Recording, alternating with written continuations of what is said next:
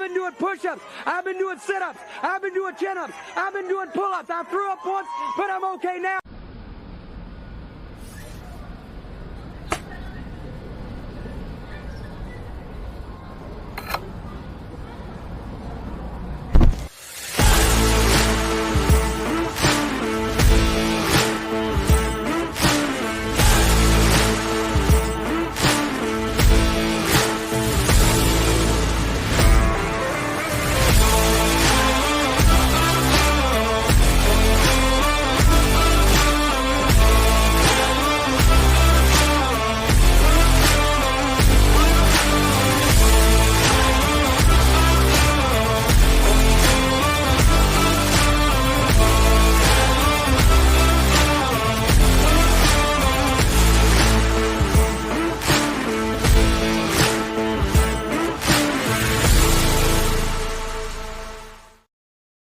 What's up, everybody? Welcome to a Monday edition of the Ysn Power Hour. DJ Yoakley with you, fresh off the road and back in the saddle again as we get things ready for a new era of your sports network as beginning, I believe, tomorrow. It depends on how quickly we can get the things here.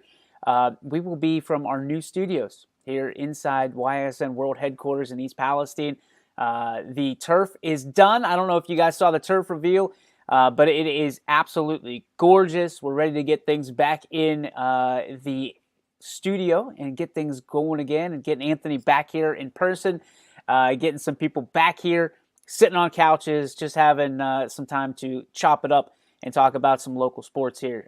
Again, DJ Yoakley with you here on this April 4th edition of the YSN Power Hour. It is time to, of course, start the show the way that we do, unlike anybody other. It is time for the This Day in Sports segment here on April 4th.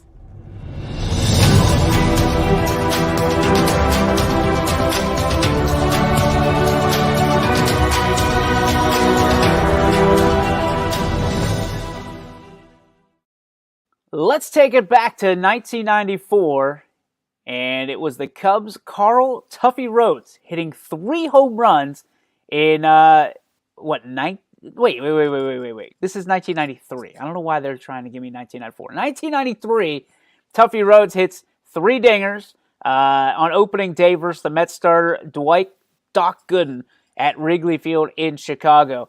One of the best opening day starts in offensive history in Major League Baseball, which works us right over into what we saw this weekend on the diamond locally. I am going to talk about what I went through personally with the Canfield Cardinal baseball team because it was probably one of the best tournaments with a who's who of sports, and in baseball specifically. But you talk about Akron Hoban, you talk about Welsh Jesuit, Canfield was in that conversation, obviously. Rossford was in that conversation. There's so many good teams. Anthony Wayne was in this tournament, and I got to tell you that going out to one of these I don't even know, they're almost like a sanctuary of sports from a standpoint of how beautiful these fields were. So the majority of them, if not all of them, I think were turfed only on the infield, and then the outfield was natural grass. But the first night we went there, we were 3 blocks away from the lake, and it was in Oregon. Oregon Clay is who Canfield played. And to start up their tournament, Landon Beidelshees, who you're going to hear a ton about this year, 6'4" lefty, just great stuff, had an opportunity to start off the tournament for the Cards, and he did not disappoint, pitching his first ever varsity no-hitter, as I understand it. And not only did he do that and shut out Oregon Clay, which go back and look at how good they've been in history. That's a very good baseball team with some absolute studs in that lineup. He silenced them, and on top of that, the dude hits a dinger in the 7th inning that was an absolute no-doubter into the wind, and the Cardinals win 5-0 in that game to start things off. When you look at Canfield's roster, and I'm trying not to be biased here because I spent the entire weekend with them, but I'm going to tell you this, is I feel like every time we put something out against Canfield and the lineups and things of that nature, people look at that lineup and they go, oh my goodness. Because from 1 to 9, some of the best hitters in the area. You look at their pitching rotation that proved a valuable point this weekend in going 2-1 on the weekend at the tournament and throwing both no-hitters in the games that they won and winning 5-0 in both contests. But I want to talk about the one that they lost. Because while it's awesome to beat a team like Oregon Clay, and then you follow it up with St. Ed's on Saturday, 2 5-0 victories, the game that Canfield lost to Walsh Jesuit is the one that we should all circle on our calendars. We should circle and say, this is a game, this is a loss, the first Canfield loss in 2 years, mind you, that is really going to propel them, I think, in the long run. That game should give them a boatload of confidence because you had what PBR feels is the best team in Division 1 in Walsh Jesuit playing the best team they feel in Division 2, which was Canfield. And Canfield had a lead 2-0 all the way into the 5th inning. And Ryan Petra was just absolutely dealing. And then it happens. Walsh Jesuit caught up with them and end up winning the game 3-2. Canfield had opportunities in the 6th and 7th inning, I believe, 7th inning for sure. They had the bases loaded and were knocking on the door again, and just couldn't get those runs across. So that should give those opportunities in the early going of the season should give Canfield a ton of valuable experience moving forward to down the road, where last year, and I don't think we're hiding anything, Coach Niddle says they didn't have it. They played some good teams, but not the teams that they needed to play to get the valuable experience down the line. And we all know how that one ended. You know, they lose to Salem in the regionals and end up 24-1 on the season. And, you know, you realize that while the regular season is valuable for gaining experience, you don't want to be the champions of the regular season. The goal is to be the ones, the last one standing in the postseason. And that's goal number one and every single goal on the list for Canfield this year. They could care less about what they do on an individual basis. They could care less what they do. And this is going to sound very weird. It reminds me of the South Range team that won a championship just a few years ago. And, you know, South Range did it with a lot of young guys in that lineup. But the seniors were so valuable with the experience and the swagger that they brought to the table. This is an interesting combination because you've got a lot of studs up and down at multiple different age groups. You talk about Michael Patelis as a sophomore, one of the better catchers in the entire area. Kid's going to be a household name, if not this year, then for the next two. Then you got AJ Havrilla, who's willing to play anywhere as long as it helps the team. Playing second right now in a spot where he thinks that is very valuable to being able to help Beidelshees on that right side when he's playing first base, and whoever else, Schneider will be filling in from time to time when Beidelshees is on the bump. But that middle infield right now, you look at Nate Shaw, Petro, and then you look at Havrilla, that is a talented middle infield where all of them potentially are going Division I. Not every coach is blessed with those opportunities, and Gary Niddle certainly understands that there's a lot of hype around his team. That's not going to go away anytime soon. So he feels like being able to stack the box in the regular season against his guys will only help him when it comes to playoff time and trying to get through it. I know that Akron-Hoban's a team that a lot of people have their eye on. Akron-Hoban was in that tournament.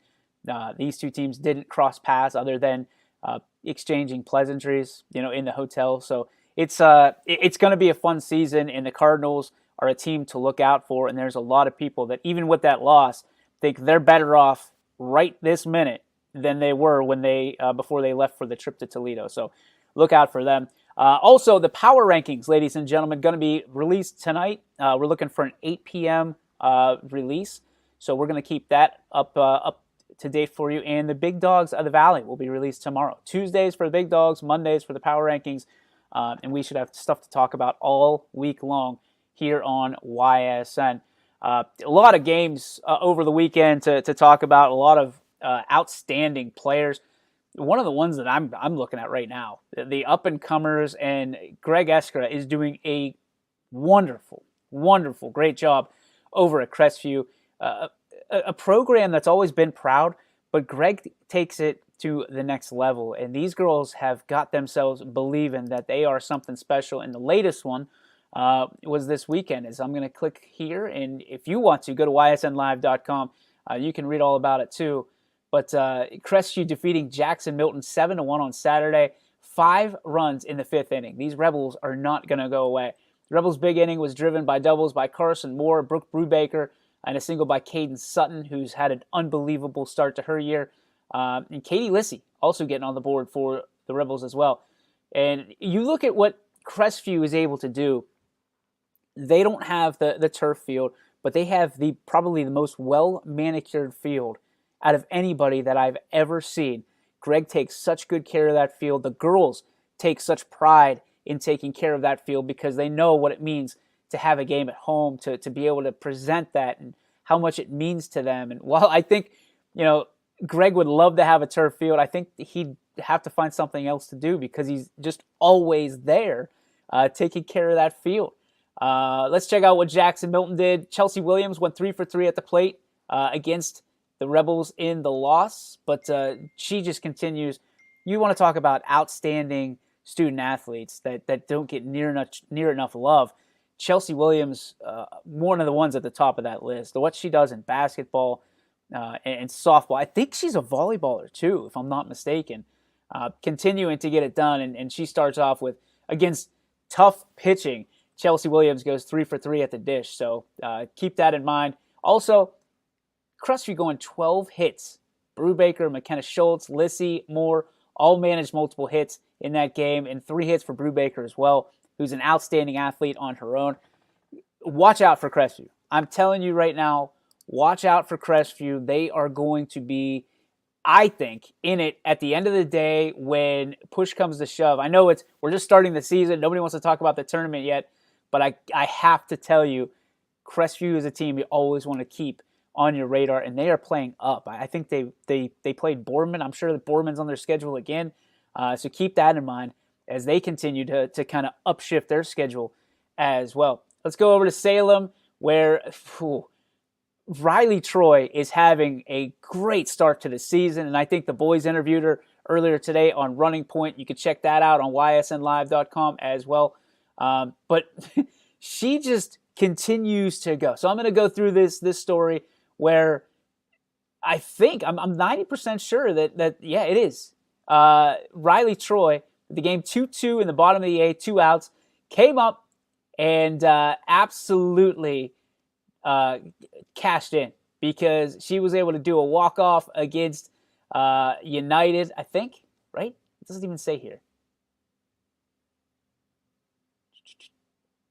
I apologize. It is United. Which Tori Firth struck out 14 in the circle for United. So that just tells you how much this Salem team has progressed to what it has been. And I know Coach Thorpe is extremely excited about what this team has become, putting pride back in the map on the map for Salem. Their next game is home Tuesday versus Marlington, trying to play good teams like United to prepare themselves for what could be a very challenging EBC this year. And I really think, with West Branch just over the top, West Branch is in my opinion, the team to beat in the EBC for softball. So it's going to be interesting to see if Salem can kind of start surprising some teams with the talent that they have. It's going to be interesting. Congratulations to Mike, his team, and to Riley Troy, and of course our good buddy Jenna McClish, who is part of this story as well. I know she's one of the senior leaders over there and continuing to get things done. So congratulations to Salem on a big win over their backyard rival, the United Lady Eagles. And also courtesy over to our friends over at SalemAthletics.org for helping us out with that story. A lot more to discuss. I know that South Range is no slouch. Again, surprise, surprise, when it comes to their diamond athletic play this year. The baseball and softball team off to decent starts. I know the baseball team blasted Jefferson just a couple, was it a week ago or so? Something like that, maybe Thursday or Friday. And you know who's really impressing me, not to go off topic here and go all over the map, Columbiana. Columbiana is a team that if they're not on the power rankings in week 1, it would not surprise me to see them in like a 5-6 spot in week 2. Big win over Howland. Coach Wolf just continues to keep things rolling over there for the boys.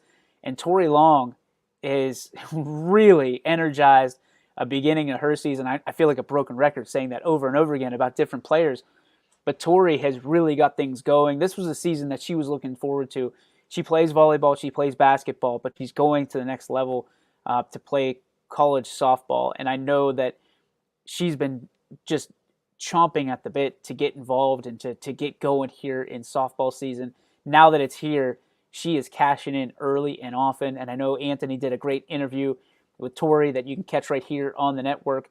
So go check that out. But a young lady who's so humble, who is so always 2 steps ahead, always 2 pitches ahead when it comes to the way that she approaches things. She's very cerebral in understanding, but she keeps a good personality of everything. There's they didn't have the greatest years for hoops this year. They didn't have the greatest year for volleyball, but Tori's kept a good head on her shoulders and is looking to cash in and to win another EOAC title to her resume here in softball this year. And she's doing it not only in the circle, but she's doing it with the bat as well. And she is probably one of the most feared players in that conference, if not probably, and I don't know if the EOAC does Players of the Year, but if they did, I would argue that Tori Long is the early odds-on favorite for that award. And I'm not sure that there's anybody that can do anything about it, because when you have a player with the talent level that Tori has in the sport, in the competitive level that she has, the drive that she has, it's going to be hard to slow things down for her. So, I'm not saying that it's impossible, and her dad would obviously kill me if I did, but she is a young lady that has a ton of drive, a ton of motivation this year to prove a lot of things, especially after losing a year, as many of these young men and women did a couple years ago with COVID. They got cheated out of a season, so now you got to make it up on the back end. So looking forward to going out and catching a ball game with Tori wheeling and dealing in the circle and obviously getting it done on offense as well. So congratulations. I know they had a tough one against Oak Glen, but that's not going to stop them from really, again, they're playing up as well. So it's going to be interesting what happens whenever they're playing teams at their level and matched at their level, especially when it comes to conference play. So excited to see that. Another team that has been outstanding on boys and girls, Ursuline. Ursuline's a team that we're going to be talking about on both sides of the coin for baseball and softball. Just so many different things that these Irish teams are doing. I think they're geared up and ready for a nice little run during the season. You look at what they did, the girls did against Kirtland, 12-1 victory on Saturday. Firepower. You want to talk about firepower? You got Katie Koulianos, Elisa Sheely, Madeline McClandrick, Savannah Patron, and Kylie Golden. All had RBIs in one inning. A 12-1 victory for the Irish. They are absolutely loaded. You throw in Liza Barbado, and my goodness, you've got a team that is a who's who of the Youngstown area, and they're going to put Youngstown Ursuline. You thought it was over last year. The Irish are absolutely locked in and feel like they are underdogs again, which doesn't always happen when you're a team that's so successful under the tutelage of Mike Kernan. But now you've got a new head coach. You've got a new swagger about you. The Irish have, I think they got some new jerseys, if I'm not mistaken. Some Kelly green jerseys, which I dig, looking like the Oakland Athletics. Look out for the Irish. And then, of course, it goes without saying what we have to look forward to with the Ursuline Irish this year on the baseball field, because you've got one of the top area athletes in Brady Shannon, who is headed to UCF after this year, and he's got something he wants to prove too. He just doesn't want to be known as a really good quarterback and a really good player. He wants to go down as one of the best to ever suit up in an Irish jersey, and Brady Shannon with a chance to do that this year, and the Irish off to a pretty decent start, and I just got a crazy feeling you're going to see them in the top level of the power rankings when it comes out tonight at 8 p.m. What else do we have here? The Louisville, also a good team that we need to talk about. The Lady Cardinals of Canfield ended up splitting with the Leopards this past weekend with a doubleheader on the agenda. So when you look at these teams, Louisville and Canfield, they are almost on a crash course for each other. Louisville, other than the South Range wrestling team, the last team to win a state championship in the YSN family. So we're interested to see kind of how this story with the Lady Leopards continues to unfold over the year, because Louisville, an independent team, obviously known for playing up with so many of their different schedules from football and baseball and now softball. Canfield has, you want to talk about people that have been playing up, Canfield has no problem playing whoever, wherever, whenever. And, they're showing that because they've had a really, really tough schedule to start the season. You look at Austintown Fitch, you add Louisville to that notation, and my goodness, they're already preparing for the postseason, and that's something to be proud of when you look at it. But Anthony Hartwig told me you got to look at one lady in particular who could take YSN by storm, and that's Kenzie Denzer. She went 4 for 5 with an RBI, scored 2 runs. She does it all, seemingly. And Anthony said this is a young lady that you have to watch. She's almost one of those once-in-a-generation type players that you just want to keep your eye on and watch over and over and game after game, because you're not going to believe what you see from her. And I'm excited to keep an eye on Kenzie the entire year as they just continue to showcase what could be a special year on both sides. I mean, Canfield and Louisville could really shape up to be two good teams that are battling for a regional title down the line. So excited to see that. What else did we see this weekend? A ton on the network. Quinn Pushkar has done a phenomenal job of being able to line up these games, getting announcers at these games. But one team that we need to talk about, Boardman and West Branch, to me was one of the matchups of the weekend in softball, and it was West Branch that came out on top in the twin bill, and Boardman did everything they could, but West Branch just would never go away. So they came into the doubleheader with Boardman already carrying an impressive offense, did West Branch in 2 games against Alliance, and Carrollton. The Warriors had 25 runs on offense. 25 runs in 2 games.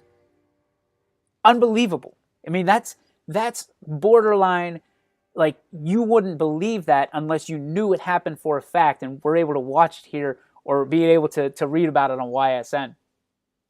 Well, they didn't slow down on Saturday because 2 impressive offensive performances. They were able to sweep the doubleheader, won the first game 9-8, and the second game 7-3.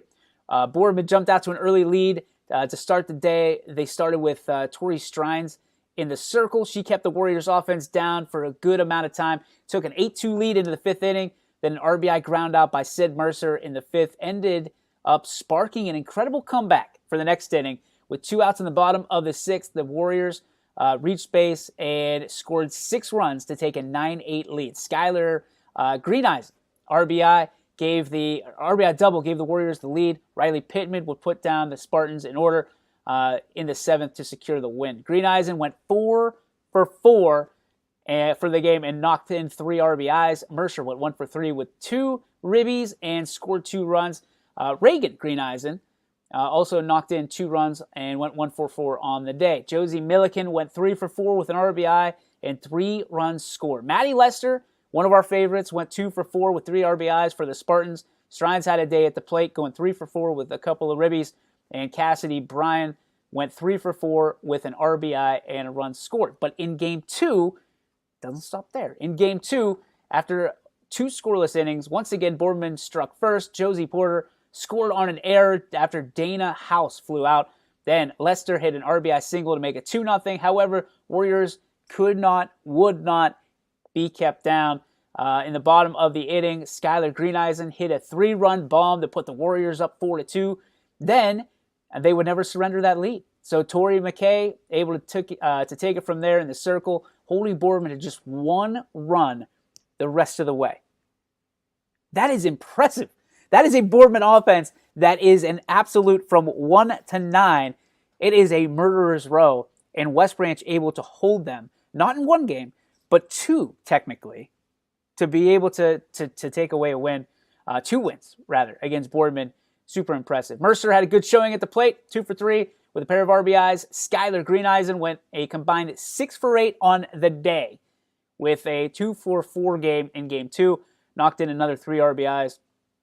McKay battled strong for the Spartans offense, giving up only 3 runs over 7 innings pitched. Struck out 2, walked 1.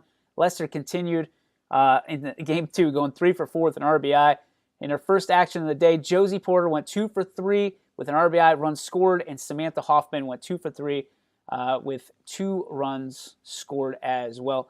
West Branch will be off till Thursday, so they have to kind of wait things out, which is good because when you look outside, the rain, depending on where you're at, is either coming or it's already here. So we're gonna talk about those rain delays and what it does to these teams. But West Branch knew they were waiting until Thursday anyway, where they'll host EBC rival Salem. And my goodness, we need to make sure we are on that game. Boardman opens league play Monday as they host Canfield, as do the boys. So that is going to be an interesting topic of conversation tomorrow if we get those games in. Fingers crossed. Fingers crossed. We're going to take a break. When we come back, a lot to talk about still as what do teams do when there's a rain delay? What do teams do when there's a rain delay? And then we're obviously going to talk about some of the bigger news over the weekend when we, as YSN, we had a little bit of a press conference from the hotel, and we're going to have something special for you planned in the upcoming weeks as we launched YSN Prospect here with your sports network. All that to be talked about and a little bit more on YSN back after the break, right after this on your sports network. New things happen all day. Some are good, some not so good. In today's complicated world, while you're busy working, playing, and living life, we're busy helping you make sense of the day's news. And there's only one place where it comes together with clarity, context, and accountability. It's 21 News at 6 with me, Madison Tromler, and Derek Steyer. 21 News at 6. It's what the day's news really means to you. Welcome home to a home made homier with Baird Brothers Fine Hardwoods. Inspiration starts at BairdBrothers.com and is turned into reality when high-quality hardwoods are delivered right to your home. Baird Brothers has the latest design trends, shiplap and skinny lap interior siding, antique oak rustic flooring. And, well, you'll find them all at BairdBrothers.com. Ordered easily, delivered conveniently, enjoyed comfortably. BairdBrothers.com. At Greenwood Chevrolet, shop with confidence knowing we're ready to go the extra mile for you. With the largest selection of used vehicles in the Valley, backed by the Greenwood Advantage Warranty. Every one of our vehicles has undergone our own 126-point inspection, so it passes the most important inspection, yours. No other dealership has the extra inventory, gives you extra for your trade, and goes the extra mile for you. Only at Greenwood Chevrolet. WRS Wealth Advisors, the area's premier wealth and retirement specialists. Located on South Avenue in Boardman. Quality, customer service, and integrity. Those are the 4 words that have driven our success since 1957 at Joe Dickey Electric. Joe Dickey Electric is one Mahoning Valley landmark business that stays current with the requirements of our customers. Family owned and managed, we are an electrical contractor and energy solutions provider. Every member of our team adds to his or her skill set through ongoing training. Residential, commercial, industrial, automotive, and more. We keep ahead of the needs of our customers with a fleet of more than 50 vehicles and 24/7 emergency service, so you're never left in the dark. Welcome back to the Ysn Power Hour. DJ Oakley with you here for this April 4th, 2022. Appreciate you stopping by and riding shotgun on our little journey here today. So with the rain coming down, and I'm just guessing that Quinn is going to have a lot of emails to answer here in the next 40 minutes or so, as the games either have to go or have to be canceled and moved. It brings me to an interesting question because, not everybody understands or knows what happens when the games get canceled. So there's two schools of thought here. Now, this is a great opportunity to give your team a rest. So some coaches might be coming off like a tough game on a Saturday or tough twin billing, as we heard about with the doubleheaders on Saturday. I know Canfield had a long day on Saturday, was able to rest up on Sunday, which typically coaches can't or won't have practice. On a Monday, to be rained out is a little bit challenging because coaches have to make that decision of, do I give my kids an extra day? Do we do film study? Do we do anything like that? Because now everything is on film. A lot of these as we saw on Saturday where we were in Toledo, a lot of these at-bats are being taped. So you can study the game. You can study it as it goes along. You could study from at-bat to at-bat. Do you do film study? Do you do lifting? Do you do just regular in-gym work? If you're not, most places aren't blessed enough to have like their own facility, like the Watt Center in Youngstown. As a matter of fact, I don't think any team in our area has a facility like that. Most of them are sheltered to the gym. But coaches have some decisions to make, and there's obviously, as with everything, there's consequences for the decision. So if you give your kids an extra day of rest because you're going to be going on a long week. Let's say that you've got games scheduled on Tuesday, Wednesday, Thursday, Friday, or Tuesday, Wednesday, Thursday, and Saturday, something along those lines. To me, it's an easy decision to give them a rest for today, and then that way they can be focused up for tomorrow through the week, and they go. But you also, if you're hitting the ball well, if you're pitching the ball well, if you're fielding very well, you don't want to necessarily give that momentum a break, because that can kind of shake things up a bit, if you will. And coaches have a really tough time with this, and it for good reason, because you have to make the right choices constantly, and you don't want to mess with kids' rhythm. But in a spring setting, you are so at the beck and call of Mother Nature that it's crazy. It's so frustrating. And not only does it affect the today, but it affects the down the road, where you have to make these games up, and maybe you go from a game or a week that you only have 2 or 3 games. If today and tomorrow are whacked, now you're going to a week that you're probably playing 5 games. And that's a challenge, especially later in the year with injuries and pitching staffs. There's little tweaks here and there. So I'm really interested to see how this season goes, because it has been a very challenging season already for athletic directors and softball coaches and baseball coaches.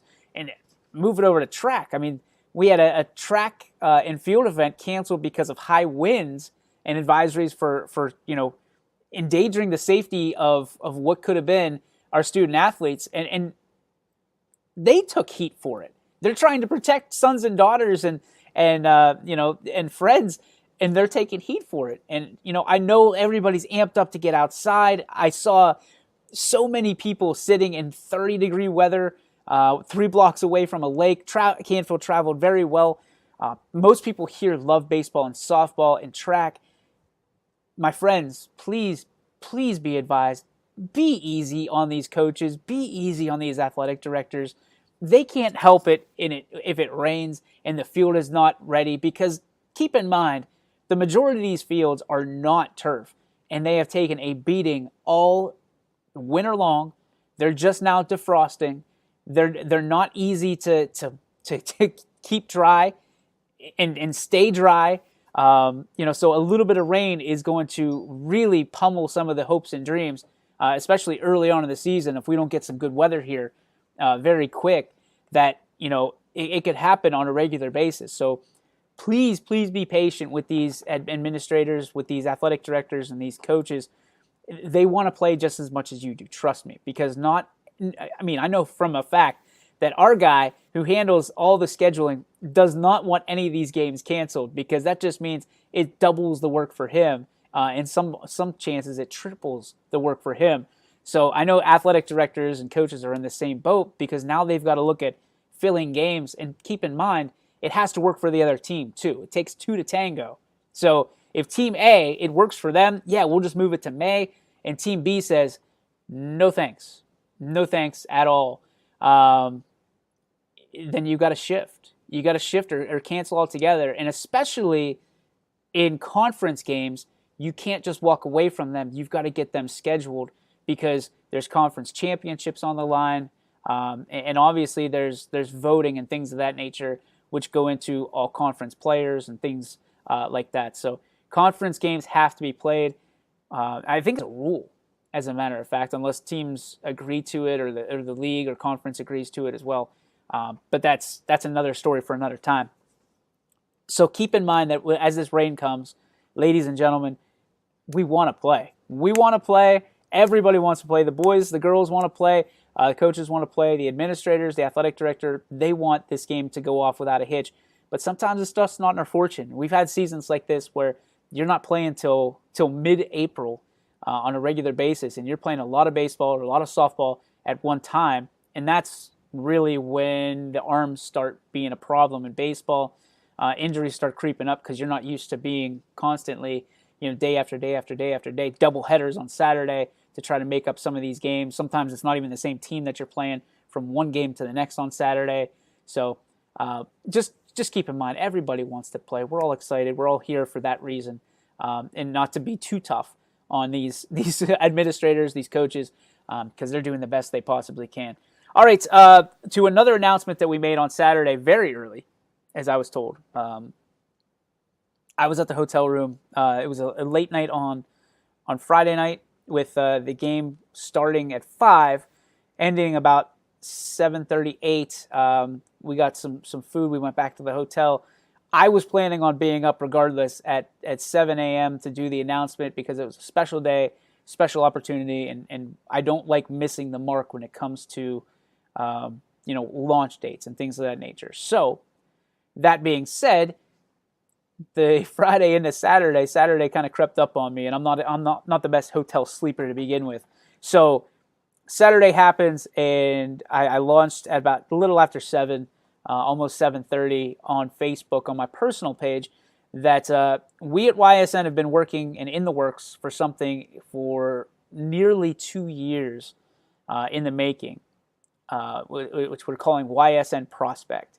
And what Prospect is it's a recruitment advocacy service that is going to revolutionize how our student athletes in this area learn how to be recruited, that challenge themselves to be recruited by more than just D1 athletes. This is not just for your kids that want to go and play at The Ohio State University or LSU or name, Division I college here. We want to give opportunities for players that aren't necessarily all Division I athletes to be able to be utilized and to help figure out if they really want to do this or not, to understand, what they're up against going into it. Because I think the problem is most student athletes feel like they just go from high school and training for, being in a sport for 3 months at a time or 4 months at a time, and that translates to college. And I'll be honest, I was in that boat. I was in that camp, and it doesn't translate. So one of the things that we've built a great team of people. Quinn Pushkar is going to be kind of leading the charge on this, because he has been up and down that road. He's seen Division I athletes. He knows kind of the buttons that these coaches push, and this is something that's near and dear to his heart. So he is kind of being the lead dog on this, along with some others that will be named as it comes out. And I don't want to kind of drop their names before the official announcements, but some people that you're going to want to be around and have an understanding about what they went through during their student athlete careers, during their coaching careers, or college careers in whatever capacity, to understand what it takes to get to that next level. So many people kind of poo-poo the idea of playing Division III anything, Division III sports. And I think it's interesting because I find that those Division III athletes are way more from a standpoint of you're going to find a ton of them around this area because there are so many Division III schools here locally. I mean, you look at Westminster, Teal, W&J, Bethany's just down the road.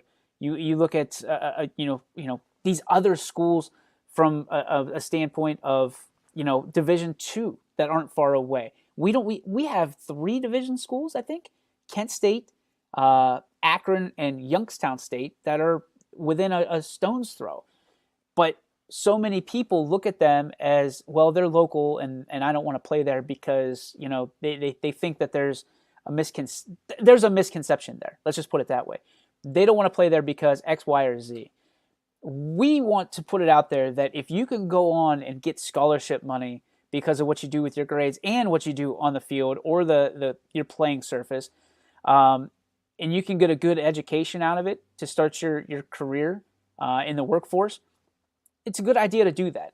Let's be able to weigh all your options a little bit and understand that there is a learning curve from going from being a high school senior to being a college freshman that many either forgot about or don't know that exists. And that's why the transfer portal is such a valuable tool in college sports right now, in the NCAA, because coaches don't necessarily want to have to babysit for that transition year.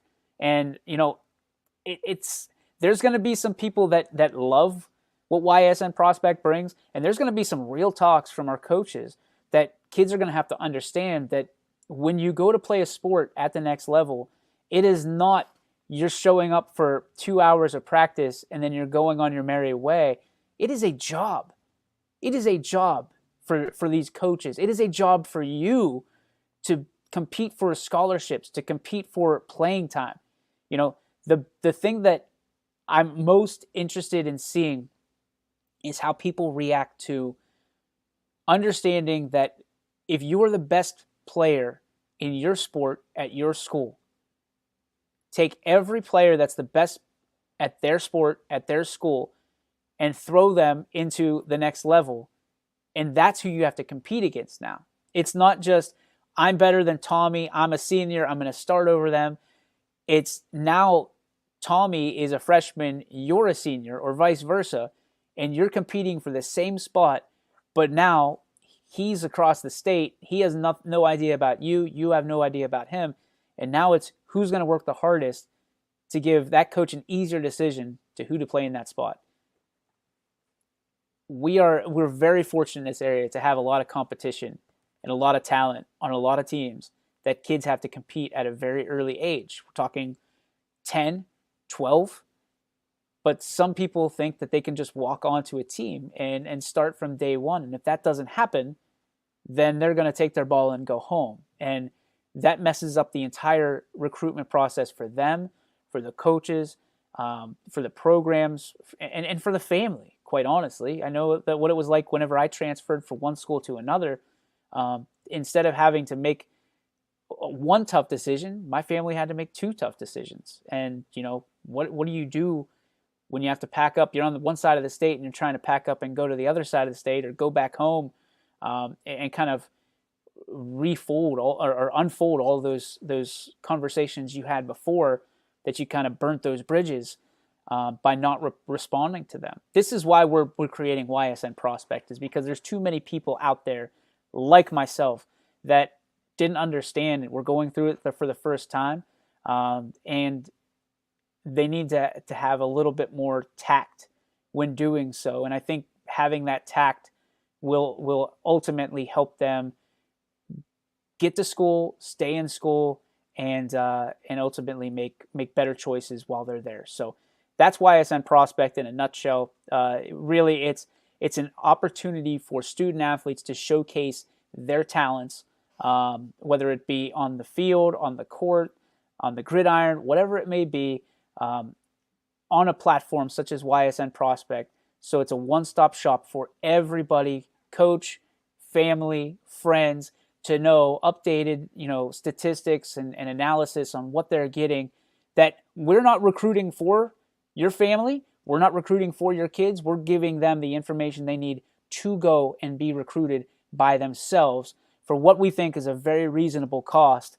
And so you're not breaking the bank and backing up the Brinks truck to our studios to say, hey, we want to be recruited. That if you're looking to be recruited and looking for someone to do the work for you, YSN Prospect is not going to be what you're looking for. But if you're looking to do the work yourself, to save money along the way, and to what we think coaches want to see, and that is being able to go be connected to camps, be connected to great network of people that are going to try to help you at every turn. I talked to a good friend the other day, one of the people I looked up to when I was in school. His name's Aaron Reish, and he said, above all else, what these kids need to know is when you go to a camp, a Division I camp or something along those lines, you need to be able to have a soft heart and not be sold on, I'm going to go D1 or bust, D1 or I'm not playing. Because that they might not think that you're a fit there, but they might know somebody who's a D2 opportunity for you or a D3 opportunity for you to fit in. That's all coaching is networking. I wish everybody could have seen what I saw this weekend at the in Toledo. Is all these coaches know one another, are good friends. They share strategy. They have text groups with each other that they utilize. So it's one of those things where you got to be able to understand that, and we're going to try to help that with Prospect, that just because you think or your parents think or your neighbor thinks that you're a D1 athlete doesn't mean that you're necessarily a D1 athlete. And you can't be 100% against going against the grain if you're not considered a D1 athlete. D2 and D3 are always great options if you still love the game, if you still want to play the game, and you still want to get a great education. There's ways to do that, and YSN Prospect is going to be the route to help you. So hopefully everybody can appreciate what YSN Prospect is going to bring to the table from that particular standpoint. So we're excited for that launch. The address is going to be ysnprospect.com. There's nothing there if you go to check right now. So we're working through what we want the page to look like and feel like. So if just be patient with us. We promise we're doing the best we can. Some of the people that we have on staff that are going to be there is it's going to be good.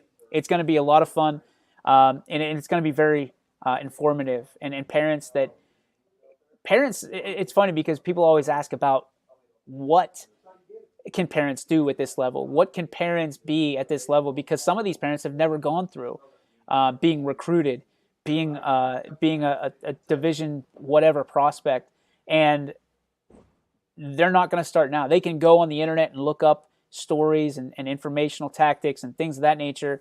But parents just want what's best for their kids at the end of the day. And we care more about a program. So if you want to be in business, you need to be going to a school that is known for business. Or if you're going into teaching, you need to be going to a school that is known for teaching. If you're going to a school just based on where they are ranked in the preseason polls, you're setting yourself up for failure. And that's one of the things we will talk about, on YSN Prospect, is a little sneak preview, if you will, is understanding that you're there for the school and not necessarily the program that you're playing for. It's more important that you're in class and getting a degree than it is that you're competing for a conference title, if that makes sense. And I hope parents agree with me. And naturally, we want everybody that we have to be drafted, everybody that we cover. We hope that they're drafted and they get to go and do every dream that they ever imagined. But the reality is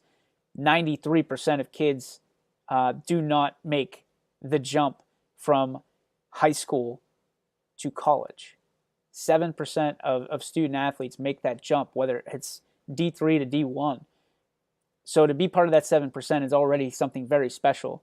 But you've got to be able to have that I don't want to say backup plan because I hate when people talk about backup plans, but you have to be able to have that that other side, that add-on, that bolt-on that the college experience is all about, is obviously getting your degree in 4 or 5 years or so. So that is YSN Prospect. There's going to be more. We'll take all kinds of questions. We'll have we'll have interactive conversations that we can answer questions for you. But I think for this area, it is going to revolutionize, easy for me to say, revolutionize the way that our kids are recruited at the next level, and hopefully it helps kids that want to play at the next level, don't know how, are unsure, getting in contact with coaches and coaches getting in contact with them.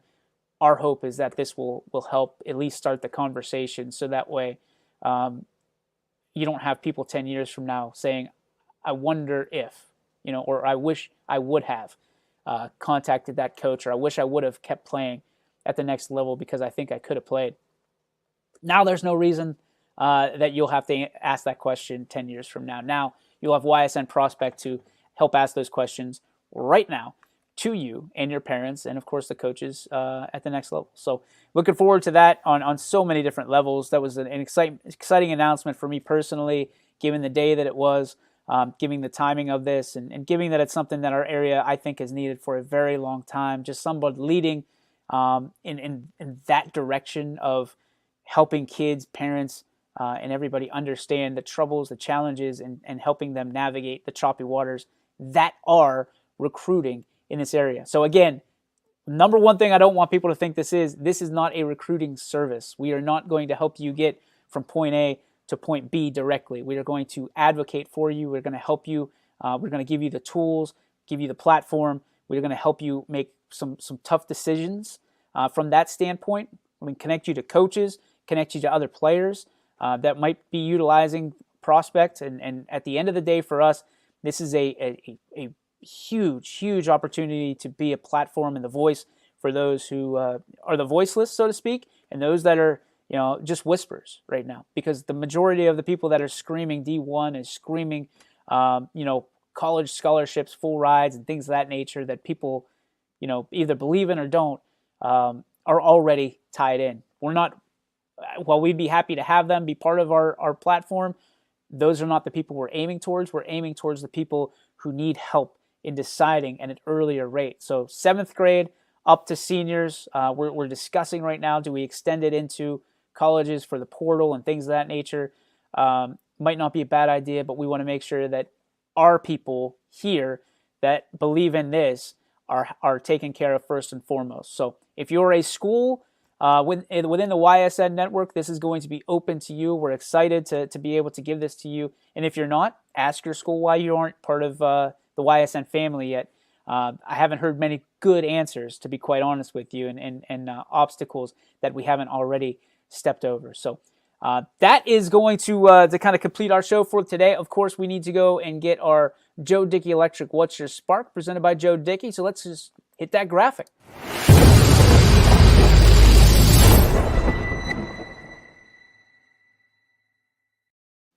Joe Dickey Electric, What's Your Spark, presented by our friends over at DickeyElectric.com and their campus in North Lima. Today for me, it is going to be just being able to watch a senior parent and enjoy the last ride, right? It's so tough. And I don't know personally, but watching senior parents engage in the final year of their son or daughter's senior season and their high school campaign, it's always been so, I don't know what the word is even. It's been so just intriguing to me, because some parents are emotional the entire time, from the first game, because it's just a season of lasts, right? It's the last first at bat. It's the first time they're going to pitch. It's the first time they're going to hit a three-pointer. It's first time they're going to kick off. Last time they're going to wear their helmet. I really am always intrigued by how the parents react, because you can tell just how invested they've been for the entirety of their son or daughter's playing career. whether they're going on to play or not, whether they're still undecided at this point. I'm so intrigued by how each parent, even in the family, is different, but each family is significantly different than the other. So I love it. I was able to spend some time with some of the parents, which, by the way, Canfield, thank you. Thank you from the bottom of my heart. What a great experience that was, to be able to break bread with you and share the road. Canfield players, Gary Niddle, J-Mo, thank you for allowing me to share in the experience that was being on the bus for 3 hours. Most people think that's a crazy experience, and why would you ever get on a school bus for 3 hours with a bunch of high schoolers? But in order to do what I do and do it well, you kind of have to dive in, and you have to understand where they're coming from. So many different stories that I can tell you, and they're all just solid. I mean, there's some funny stories in there, but there's some great stories in there about, a text message that, I was able to read because Gary showed me that was for the team of Canfield. Being able to be part of that experience was just, it was awesome. It was awesome because, when our announcers feel like they're part of the team already, and then when you add on to that, it's a special moment, a special opportunity for us to even, thread deeper inside the communities. And it was a great experience. And watching some of the senior parents for Canfield, those last firsts, it was really, really interesting. So if you're a parent out there, know that you're not going through this alone. It's a really interesting, I keep using interesting. It's an experience. It's an experience, and you just got to kind of let it happen. And I'm going to give a shout out to the Canfield parents because they've been doing a great job of just letting the boys be boys. If they're hungry, they're fed. If they're, they're thirsty, they get a drink. But most of all, they've been doing a great job of letting Gary Niddle and his staff do what they need to do in hopes of winning a state championship. And, it's one of those things that it's special. It's just very special. It's fun to watch because at this point we've seen some state champions roll through, and when you've got a special team, and I think there's nobody on that roster doesn't think that Canfield team is special, and the parents are leading the charge on that. So thank you to all the parents from Canfield for letting me be part of your story this year. Certainly, we're excited to continue the coverage across everybody's branch of the woods, and not just Canfield, but that was a special weekend for me. I know this week coming up on Saturday, I'll be heading down to Myrtle Beach with the South Range squad. So excited for more opportunities to break bread with more great people, and obviously cover some games that are out of state, out of pocket. So if you can't make it down to Myrtle Beach, you'll be able to watch right here on your sports network. That's going to wrap up our show for today. Tomorrow, fingers crossed, we're going to be in the new digs in the YSN headquarters here in our studio. So hopefully we'll see you tomorrow. If not, we will see you somewhere on the dial here on the network. Have a great Monday, and we will see you next time here on the Ysn Power Hour. Peace. YSN thanks you for watching this presentation of your sports network. For stories, stats, and more, go to ysnlive.com.